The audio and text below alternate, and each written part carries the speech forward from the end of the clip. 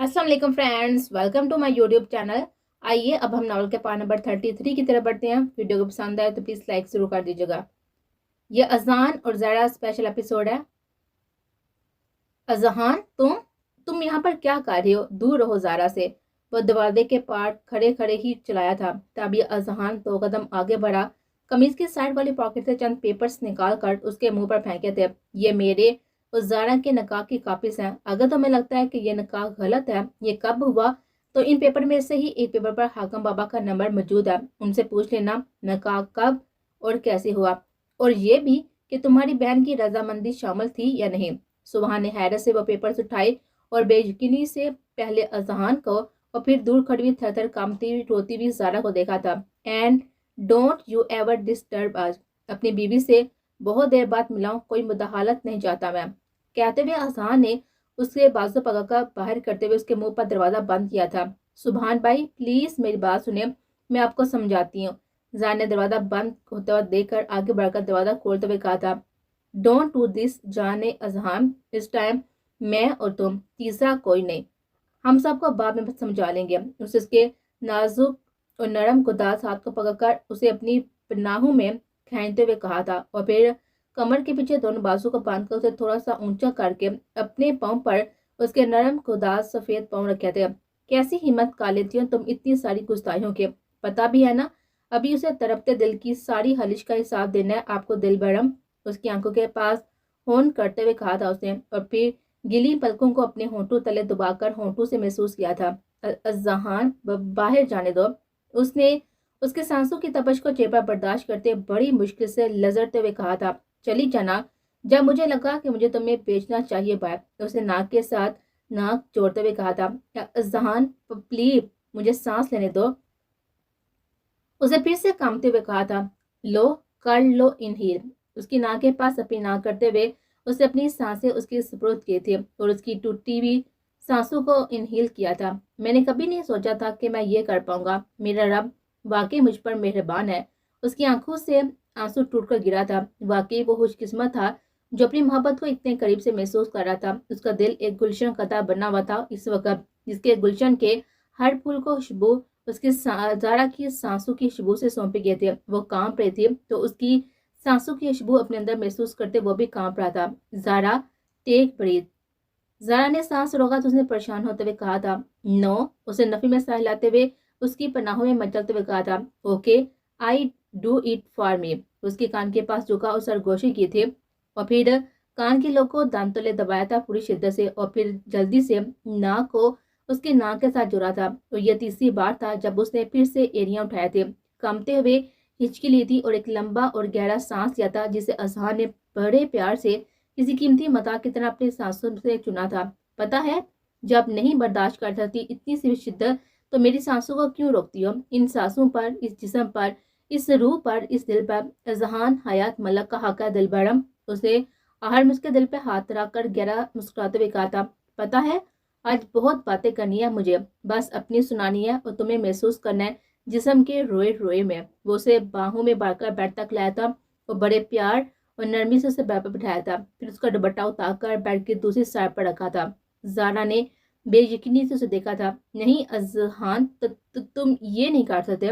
उसको बेड पर बैठते देखकर उसने नम पलकों से कहा था, किस बात का डर है आपको मिसिस अजहान? आई स्वे ज्यादा नहीं तर पाऊंगा, जितना आपने मुझे तरपाया इतना तो बिल्कुल भी नहीं। उसने बैठ बैठते हुए हाथ बढ़ाकर उसे खींचते करीब किया और फिर उसे अपनी गोद में बिठाया था, ऐसे कि उसके पुष्ट अजहान के सीने के साथ लगे थे और वो बेजान वजूद की तरह उसकी गोद में बैठते चले गए थे। 14 तबक तो तब रोशन हुए जब उसने उसके दोनों हाथों की उंगली में अपनी उंगलियां फंसा कर उसके पेट पर फोल्ड करके उसके पुष्ट को मजीद अपने सीने में बिछा था। जानम, अब आप सिर्फ सुनेंगी इस तरफ को और मुझे महसूस करेंगी अपने जिस्म के एक रोए में। उसने उसकी पूंछ से सारे बाल इकट्ठे करके दूसरे कांधे पर रखे थे। बाल अभी भी नम थे और फिर पीछे से फ्रॉक की जिप का कुछ हिस्सा खुला था, जिससे दोनों कांधों से फ्रॉक ढलक कर नीचे आए थे। और फिर उसने उसके दूसरे कांधे पर कान की पूंछ पर लब रखे रब किए थे और ज़ारा ने जी जान से लजरते हुए उसकी उंगलियों में फंसी अपनी उंगलियों का दबाव बढ़ाया था उसकी उंगलियों पर। Relax, close your eyes and feel.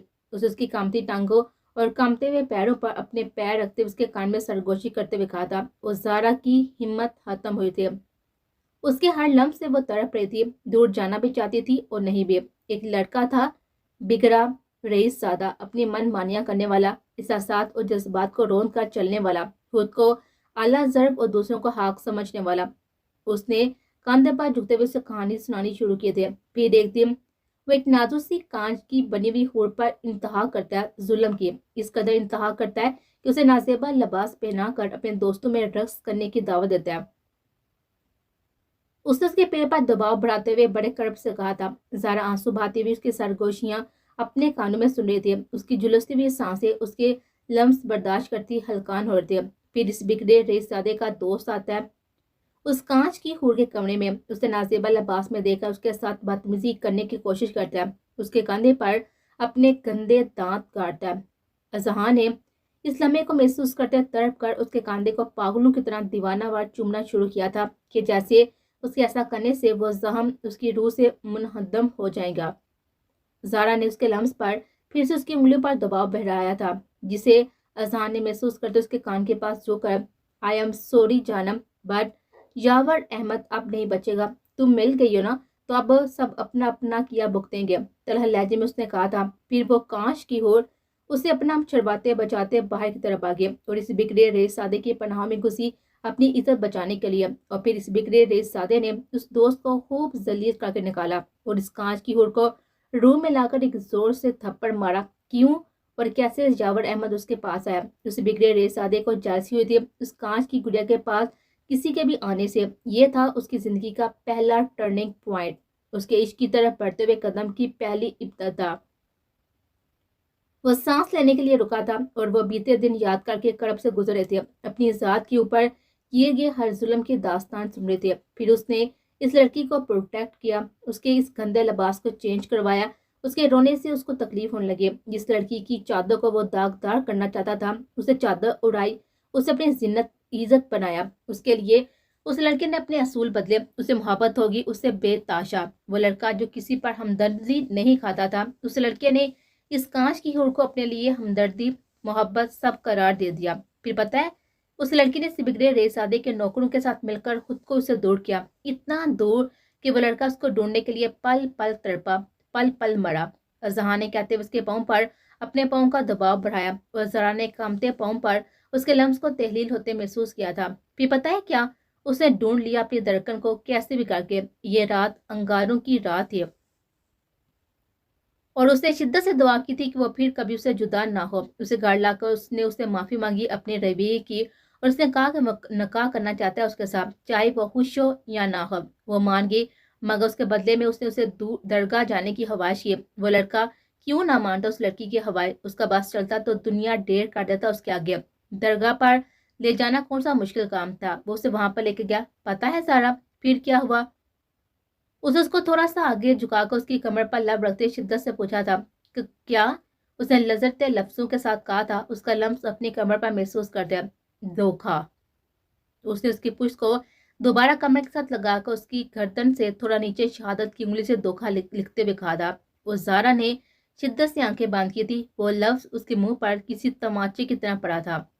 دھوکھا ہوا تھا اس کے ساتھ، سب نے مل کر اس کانچ کی روح سے الگ کیا تھا۔ اس ستم یہ تھا کہ اس کی محبت بھی اس کے ساتھ تھی، اس نے تڑپ کر کہا تھا۔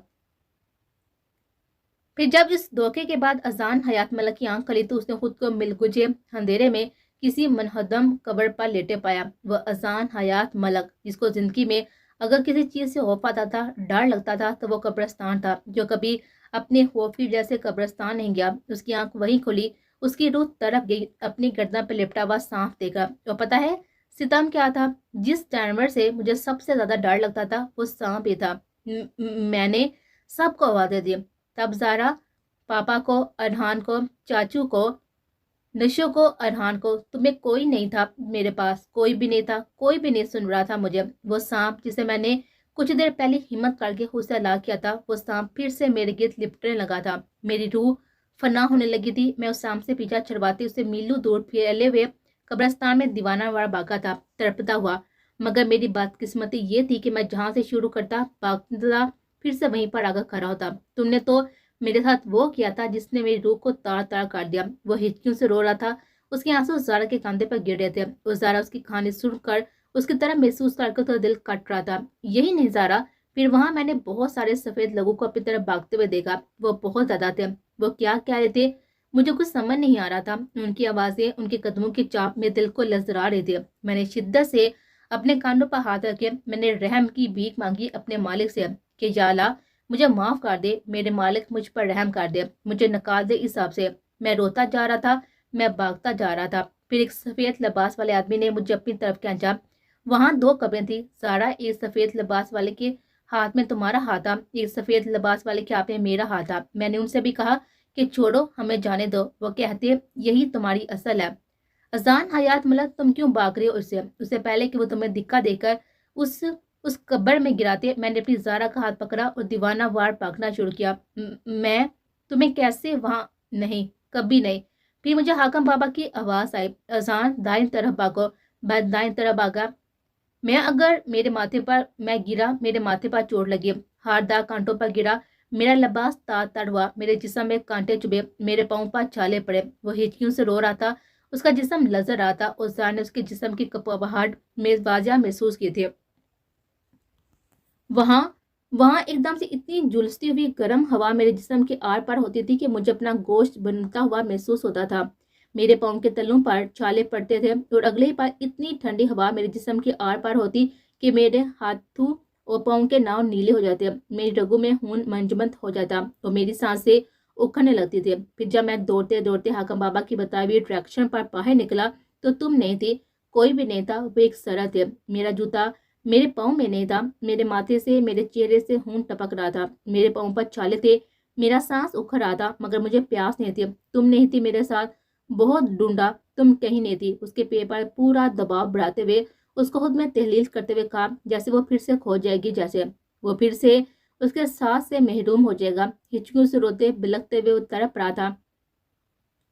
پھر میں نے وہاں سے بس ذہان خدا کے لیے چپ ہو جا، بس مجھے نہیں سنا، اس نے تڑپ کر کہا تھا۔ وہ کیسے اس کے حق میں بری ہو سکتی تھی، وہ کیسے اسے اتنا تڑپا سکتی تھی، جو اس کے ساتھ کیا وہ برا تھا، لیکن جو سزا وہ اذان حیات ملک کو دے کر آئی تھی اس نے تو اس کی روح کو تڑپا دیا تھا۔ وہ تو سن کر ہی کانپ اٹھے تھے، تو جس کے ساتھ گزری تھی اس نے کیسے برداشت کیا ہوگا صاحب؟ کاش وہ اس سے عشق نہ کرتی، کاش اس کی تکلیف میں اتنا نہ تڑپتی۔ وہ سب سن کر تو اسے لگا تھا کہ ساری دنیا سے لعنت ملامت کرنے کے لیے کھڑی ہے۔ کیسے اس نے اس لاڈلے شیر کو مٹیوں کے شہر میں ڈھونڈ ڈالا تھا۔ نہیں سارا اذان حیات ملک، تمہیں سننا ہوگا، تمہیں سمجھنا ہوگا، تم نے کیسے مجھے میرے عشق کو فنا کیا۔ سنو، تم آگے بھی سنو تاکہ کوئی حلش نہ رہے تمہارے دل میں مجھے مزید برباد کرنے کی۔ اسے تلخی سے کہا تھا۔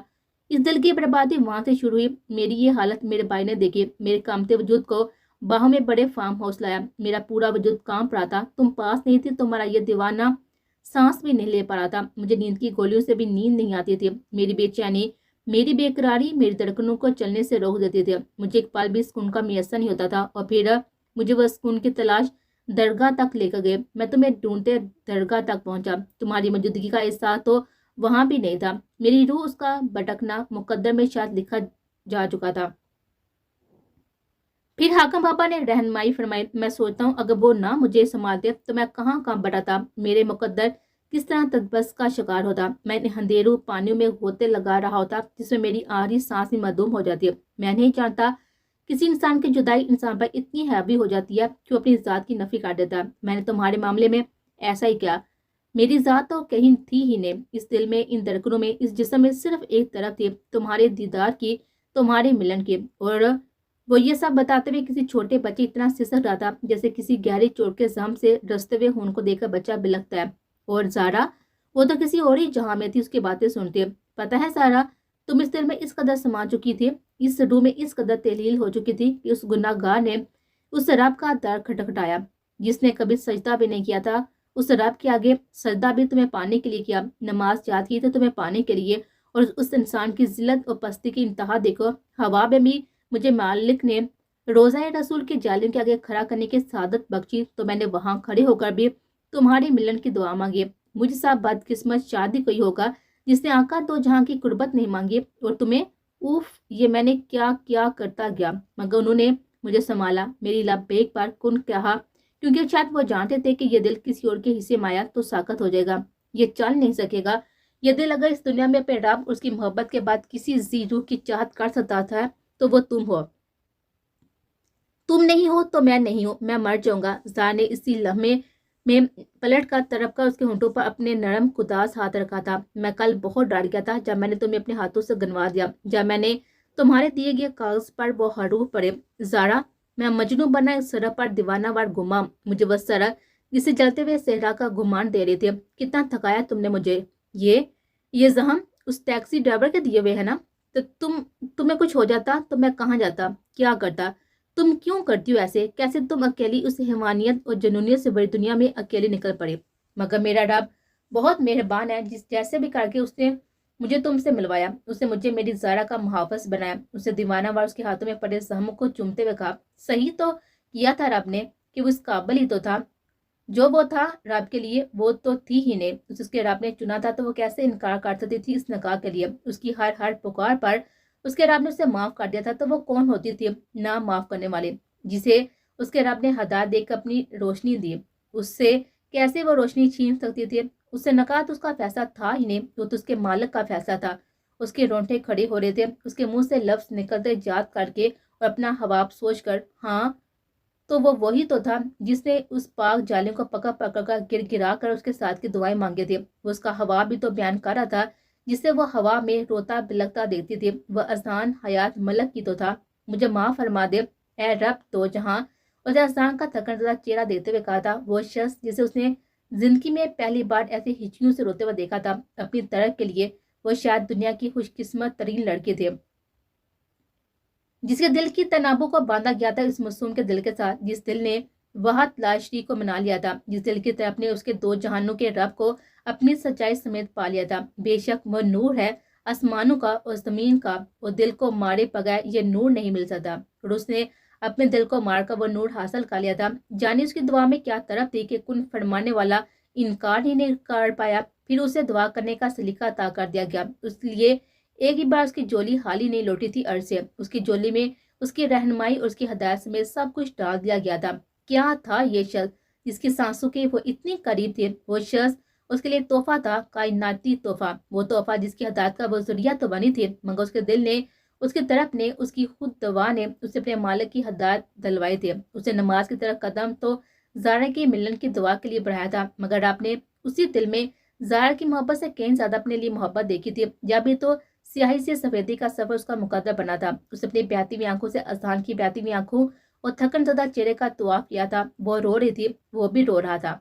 उसने तो उससे ज्यादा सफर किया था, बहुत ज्यादा। पता है सारा, मैं शुरू शुरू में दुआ मांगता था कि मेरे मालिक मुझे ज़ारा दे दे, मगर फिर मेरे दिल ने मुझसे कहा कि ज़ारा तो रब से बहुत ज्यादा मोहब्बत करती है। वो तो पाक रूह है, उसकी रूह तो बेहद साफ और शफाफ है, किसी नूर के हाले की तरह। तो वो मुझे गुनाहगार को कैसे मिलेगी? मगर ये दिल नहीं मानता था। ये दिल हमेशा गवाही देता था कि जिस रब से उसको मांग रहा हूँ ना, वो तो वसीला बनाता है, किस्मतें संवारता है।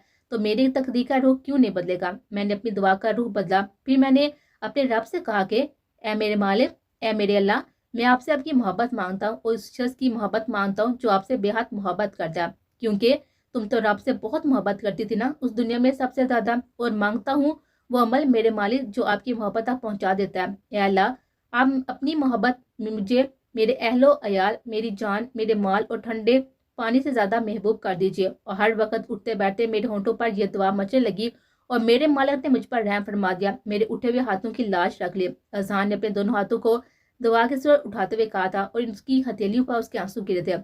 ज़ारा ने इन आंसू को बड़े गौर से देखा था। वो नदामत के आंसू थे, तौबा के आंसू थे, इस्तगफार के आंसू थे। क्या था वो शब्द? उसने उसके हाथों को अपने हाथों में लेते हुए शिद्दत से उसके गले लगी थी, हिचकियों से रोते हुए पूरी शिद्दत से उसके गले लगी थी, बिल्कुल वैसे ही जैसे वो कल उसके गले लगी थी तरफ कर उस सड़क पर। अल्हम्दुलिल्लाह, अजहान ने मुस्कुराते हुए ज़ेरे लब कहा था। वो ज़ारा की इस खास अनायत पर अपने रब के सदके वारी ही तो गया था। हे बस ना, चुप। उसको रोते हुए खुद को हल्कान हो करते हुए अजहान के दिल को कुछ हुआ था। उसने उसको बेड पर लटाते हुए कहा था और फिर उस पर झुका था। तड़पने का, रोने का हक सिर्फ मुझे है, तुम्हें नहीं। मेरी सास है जिस कदर तुम्हें तकलीफ पहुंची थी ना, पहुंच चुकी है। अब मजीद तुम इन आंखों पर जुल्म नहीं करोगे। उसने बारी बारी अपने लब उसकी आंखों पर रखते हुए कहा था और फिर उसके आंसू को अपने लबों से चुना था। उसकी गर्दन में अपनी बेड़ को रब करके गहरा सांस लिया तो उसकी शर्ट को मुट्ठी में जकड़े फिर से लज रहे थे। उसका हर अमल इतना जानलेवा था कि उसे उसके हर लम्ह से अपने जिस्म से जान निकलती महसूस हुई थी। उसके कांपने पर उसने लम्हे भर का तौकफ किए बगैर उसके गर्दन में अपने दांत गाड़े थे। हल्के रस्ते में उनके साथ उसकी सिसकी निकली तो उसके होंठों का सफर उसके कानों तक गया। जारा की सकत खत्म हुई तो जी जान से उसे खुद से पर धकेलना चाह कि इसी लम्हे वो पूरी तरह से उसे काबज होते हुए उसके लबों पर झुका था। पूरी शिद्दत के साथ बारी बारी उसके लबों को अपने लबों की दस्तरस में लेता। अपना टूटा बिखरा जुनून, अपना दर्द उसके रगों में अंडेलने लगा था। वो चाह कर भी उसे पीछे नहीं कर पा रही थी। वो पूरी तरह से उस पर काबज आया हुआ था। जैसे जैसे उसकी शिद्दत बढ़ती जा रही थी, जारा की सांसें मासूम होती जा रही थी। उसने इस वजूद को बेजान किया तो लम्हे में वो अपनी तशनी मिटाकर उसके लब से निकलता हुआ खून अपनी रगों में उतार कर नीचे हुआ था, पीछे हुआ था। वो लंबे लंबे सांस लेने लगी थी जब उसने उसकी गाल को दांत तले दबाकर पूरी शिद्दत से दिखाई थी और उसकी आंख से मोती टूट कर उसके चेहरे पर गिरा था। फिर वो अपने ही दिए गए जहम का फिर से उसके गाल पर पोसा लेता थोड़ा पीछे हुआ था और फिर उसकी कान की लो को दांत तले दबाया था। जहां प्लीज लीव, वो कामते वजूद के साथ कह रही थी जब उसने उसके लबों पर शहादत की उंगली रखी थी। तुम्हारी मर्जी के खिलाफ कुछ नहीं होगा जाने अजहान, उसके कान में सरगोशी करते हुए उसने गहरा सांस लिया था और वो फिर से पूरी तरह से कांपी थी। इसी लम्हे दरवाजे पर होने वाली दस्तक ने दोनों की तवज्जो अपनी तरफ खींचे थे। वो ड्राइंग रूम में बैठा हुआ वो नकानामा तीसरी बार पढ़ चुका था। हाकम बाबा को कॉल करके भी वो सारी मालूमात हासिल कर चुका था। उसका दिमाग गुस्से से फट रहा था। अजान के साथ साथ उसे जारा पर भी गुस्सा आ रहा था। जारा और अजान को एक कमरे में तनाव सोच तोड़कर उसकी गैरत उसे ललकार रही थी। कौन बता सकता है अजान को कि जारा के बारे में उसने चीखते हुए पूरी शिद्दत से गिलास जमीन पर मारा, जिसे अंदर आती हुई अलिया ने बड़े गौर से देखा था। मैंने बताया एसी को कि हम इधर हैं। उसने उसके सामने बैठते हुए टांग पर टांग रहते हुए कहा था। क्या Alia, are you in your senses? बेवकूफ लड़की, तुम्हें अंदाजा भी है कि तुम क्या कर गई हो? वो दारा था। बिल्कुल अंदाजा है पैटर पैन कि मैं क्या कर गई हूँ। अब ये आपको सोचना है कि आपने क्या किया। एक मासूम दिल को तोड़कर उसने इत्मीनान से जवाब दिया था।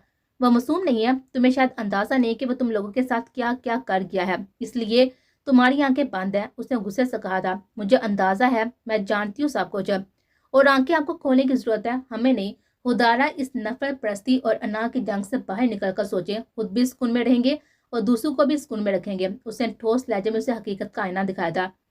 बहुत बड़ी बेवकूफ़ी कर चुकी हो तुम अलिया, उसने अफसोस से कहा था। मुझे नहीं लगता दो बिछड़े मियाँ बीवी को मनाने पर तो अल्लाह भी राजी होता है। फिर मैं कैसे बेवकूफ़ हुई? वो तो शुक्र है खुदा का कि मैंने क्यूट गर्ल के मोबाइल में आती हुई एसी की कॉल देख ली, वरना वो कभी ना मिलते, मैं कभी भी उन तक ना पहुंचती। उसे दुख से सुबह की तरफ देखते हुए कहा था। क्या मतलब? नशरा के मोबाइल में असलान की कॉल क्यों होगी? सुबह ने नासमझी से अलिया को देखते हुए कहा था। इसलिए कि अजान भाई उनके बड़े भाई हैं, उनके ताया के बेटे, और अरहान भाई उनके सगे भाई हैं। उसने गोया सुबहान के समातों पर बम फोड़ा था। वो नासमझी से और बेजकिनी से उसके लफ्जों को सीने में घायल होता तड़प भी तो उठा था कि जिससे वो मोहब्बत करता था वो दुश्मनों की बेटी कैसे? कहाँ जा रही है आप? उसको दरवाजे की तरफ बढ़ता हुआ देखा तो एकदम से उठते हुए पूछ बैठी थी। आता हूँ, कुछ जरूरी काम है, याद आ गया, दरवाजा बंद कर लो, कहते हुए वो रुका नहीं था और फिर जेब से मोबाइल निकाला था। हेलो नोफल भाई, कुछ देर तक आ रहा हूँ, नका का बंदोबस्त करें, उसने कहते हुए फोन खड़क से बंद किया था।